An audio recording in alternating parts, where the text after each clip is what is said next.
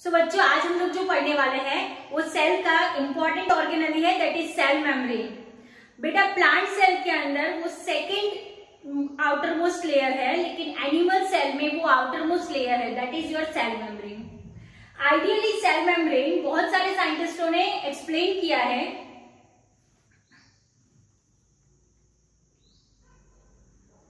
सो बच्चों आज हम लोग जो देखने वाले हैं दैट इज सेल का important organelle, that is cell membrane. Animal cell का आउटर मोस्ट लेयर है सेल मेम्ब्रेन, जिसको आप प्लाज्मा मेम्ब्रेन भी बोल सकते हो। एंड प्लांट सेल में सेल वॉल का जो इनर लेयर है जिसको आप प्लाज्मा मेम्ब्रेन बोलते हो। ठीक है, इलेक्ट्रॉन माइक्रोस्कोप सबसे पहले आया था, वो लाइट माइक्रोस्कोप था। सेल मेम्ब्रेन की प्रॉपर जो डिस्कवरी थी उसका एग्जैक्टली केमिकल कंपोजिशन क्या था वो इलेक्ट्रॉन माइक्रोस्कोप आने के बाद हम लोगों ने पढ़ा था।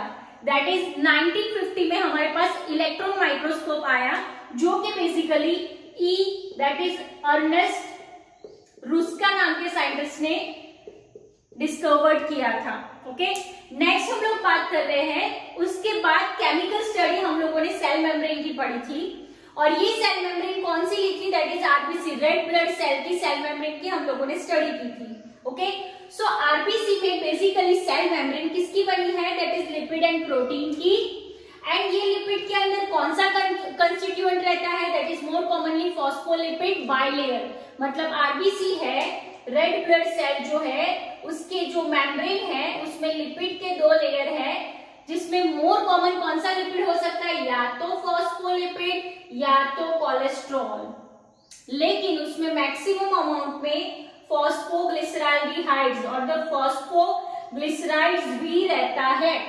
ठीक है, नेक्स्ट हम लोग बात कर रहे हैं कि आरबीसी में लिपिड्स एंड प्रोटीन्स है। अब जब हम लोगों ने डिस्कवरी की तो आरबीसी में 52% प्रोटीन था सेल मेम्ब्रेन में एंड 40% लिपिड था, जबकि हम लोग क्या सोचते हैं कि लिपिड का परसेंटेज ज्यादा है। ठीक है, बट आरबीसी के अंदर जब डिस्कवरी हुई थी तो उसमें प्रोटीन का कंटेंट ज्यादा था एंड लिपिड का कंटेंट कम था। सो मोरल ऑफ द स्टोरी कि डिफरेंट सेल की जो स्ट्रक्चर है उसमें सेल मेम्ब्रेन में जो कंपोनेंट्स के परसेंटेज है, कंस्टिट्यूएंट्स के परसेंटेज है, वो भी वेरी करते हैं on the basis of cell और the cell membrane. For example, एक ऑर्गेनिज्म की सेल मेम्ब्रेन की कंपोजिशन में प्रोटीन के परसेंटेज ज्यादा है, तो दूसरी ऑर्गेनिज्म या सेल के सेल मेम्ब्रेन की कंपोजिशन में लिपिड ज्यादा है, ऐसा वो बोलना चाहते हैं। नेक्स्ट हम लोग बात कर रहे हैं कि बहुत सारे साइंटिस्ट ने ये सेल मेम्ब्रेन समझाया था और उन्होंने आइडियली बोला था कि cell membrane protein and lipid का बना है। और उसके बाद डिस्कवरी हुई कि सेल मेम्ब्रेन जो है ना वो प्रोटीन एंड कार्बोहाइड्रेट का भी बना है, जो आपकी टेक्स्ट बुक में मेंशन भी किया है। उसके बाद जो प्रॉपर एक मॉडल था that is what fluid mosaic model, plasma fluid mosaic model, जो कि सिंगर एंड निकोलसन नाम के साइंटिस्ट ने दिया था। और उनके इन 1972 उनके अकॉर्डिंग उन्होंने ये समझाया था कि अगर ये सेल मेम्ब्रेन है तो सेल मेम्ब्रेन में लिपिड के दो लेयर होते हैं जिसमें फॉस्फेट ग्रुप होता है, that's why it is called phospholipid bilayer. By मतलब दो, ठीक है, तो फॉस्फोलिपिड के यहाँ पे दो लेयर है। अगेन ये लिपिड के अंदर मेरे पास ये लेयर में एक हेड पार्ट होता है एंड दूसरा टेल पार्ट होता है। हेड पार्ट जो कि वाटर को अट्रैक्ट करता है, ठीक है, एंड टेल पार्ट है वो वाटर को रिपेल करता है, जिसके अकॉर्डिंग हेड को पोलर या फिर हाइड्रोफिलिक बोला है क्योंकि वो पानी को अट्रैक्ट करता है, एंड टेल पार्ट को नॉन पोलर या फिर हाइड्रोफोबिक बोला है। क्यों ये नॉन पोलर है, क्योंकि उसके हेड पे ना तो प्लस है ना तो माइनस है, तो मतलब क्या प्लस माइनस नहीं है तो वो किसी के साथ रिएक्शन ही नहीं करेगा, तो they are called the saturated hydrocarbons. तो मैं आपको पूछूंगी कि फॉस्फोलिपिड बाइलेयर में सैचुरेटेड हाइड्रोकार्बन्स कहाँ पे होते हैं, हेड पे या टेल पे, तो दैट इज व्हाट टेल पे, और वो किसी के साथ रिएक्शन नहीं करेंगे। ठीक है, उसके अलावा हमारे पास प्रोटीन्स रहते हैं और ये जो प्रोटीन है उसको हम लोगों ने किस बेसिस पे डिवाइड किया है, that is depending on the extraction, ease of extraction. जो बाहर से है उसको तो मैं आराम से निकाल सकती हूँ, जो अंदर एम्बेडेड है, ठीक है, उसको निकालना मेरे लिए डिफिकल्ट होगा, यस और नो, डिफिकल्ट होगा ना, क्योंकि वो पूरे एम्बेडेड है, जो लेयर के बीच में। अगर मैं ये सेल मेम्ब्रेन को गर्म भी कर देती हूँ तो उसमें क्या होगा, हीट की वजह से ये प्रोटीन लूज हो जाएंगे इजीली, लेकिन ये प्रोटीन को अगर रिमूव करना है तो वो मेरे लिए थोड़ा डिफिकल्ट हो जाएगा। ऐसा नहीं बोल रही हूँ कि नहीं होगा, होगा, but it will be more difficult as compare to this protein. ठीक है, सो हम लोग बात कर रहे हैं on the basis of proteins.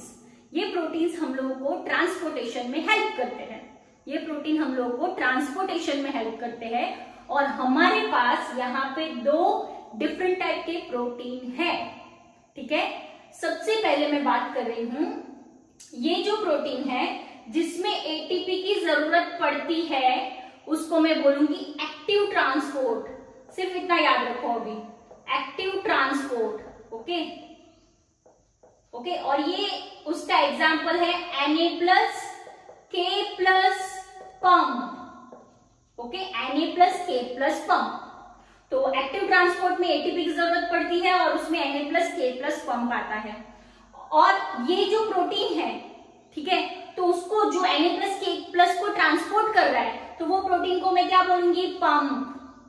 लेकिन मेरे पास एक और ट्रांसपोर्ट है कि जो छोटे छोटे मॉलिक्यूल है वो यहां से आ सकते हैं, लेकिन बड़ा सा मॉलिक्यूल होगा तो वो कैसे आएगा, तो हम लोगों ने उसके लिए गेट बनाया है, उनको एक फैसिलिटी दी है। So that type of transportation is called facilitated transportation. Okay? तो ये facilitated transportation में हम लोग उनको सिर्फ एक VIP ट्रीटमेंट देते हैं कि नहीं सर आप यहां से नहीं आ सकते हो ना, कोई नहीं, आप इधर से आ जाओ। That is complex carbon substance. For example, that is your carbohydrates. Okay? मतलब क्या, शुगर या फिर लिपिड, फैट, जो मॉलिक्यूल इसमें से नहीं आ सकते, तो वो लोग कैसे आएंगे, with the help of this protein. और ये प्रोटीन जो कि फैसिलिटी प्रोवाइड कर रहा है उसको मैं बोलूंगी पोरीन्स, और उसमें एटीपी की जरूरत नहीं पड़ती है।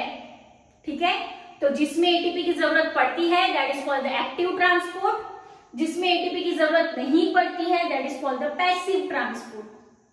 जिसमें फैसिलिटेटेड ट्रांसपोर्ट में क्या होता है कि प्रोटीन है जिसको पोरीन्स बोला है, जो कि कॉम्प्लेक्स सब्सटेंस जैसे कि कार्बोहाइड्रेट और फैट ऐसे सेल मेम्ब्रेन में से नहीं आ सकते हैं, उनके लिए ये फैसिलिटी हम लोगों ने तैयार की है। यहां तक क्लियर? ओके, अब पानी कैसे आएगा, पानी कैसे आएगा, that is with the help of this lipid में से वो क्रॉस करके आएगा।